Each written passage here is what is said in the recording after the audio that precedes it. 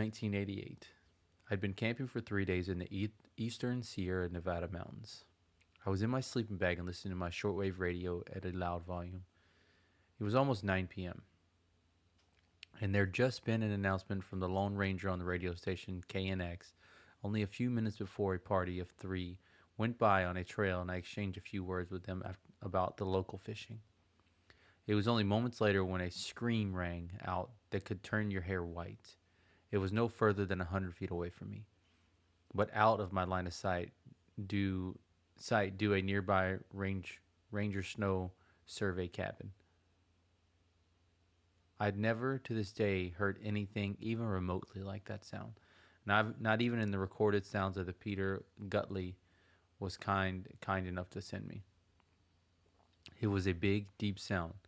Despite the immediate trembling fear I felt, I got up and grabbed my 6-volt flashlight, put the light to the ground ahead of me, and walked over to the trail in the direction of the sound. The size of what I saw running off toward the river was almost makes me wish I'd never gone to look. I remember shaking, standing there, hearing it thrash through the small load pines brush down by the creek. The only way I have of estimating its size is by the administrative pasture corral that had been between me and it. Even though I never saw it face to face, the split-second glimpse I got turned me into no better than a frightened 3-year-old who had just seen a monster. A conservative estimate of its size would have been 7 feet plus. There's no way this was a bear or a mountain lion.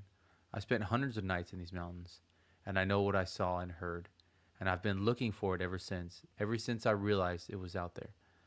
I think it was there all the time, but I never put it all together until late year 1991, when I met a man who told me about a sighting of a Sasquatch a few miles away from my favorite quail hunting spot of mine down in the Traverse Ranges.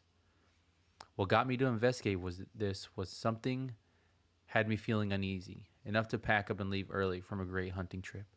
At the time, I had no idea, but when I was out of the area of the man's sighting and heard banging and whistling in the chaparral, that's when I realized I heard that unique high-pitched whistle before when I was in Kearns County. Since then, I've read all I could read on the subject, and this year I started to blow a slide whistle into an attempt to attract the creature, so I could get a moving picture of it. I know this is a lot harder than it sounds, and I know it was cunning and nerve to get close enough to actually film it. Getting back to what I remember about that night, the prominent thing would be the smell.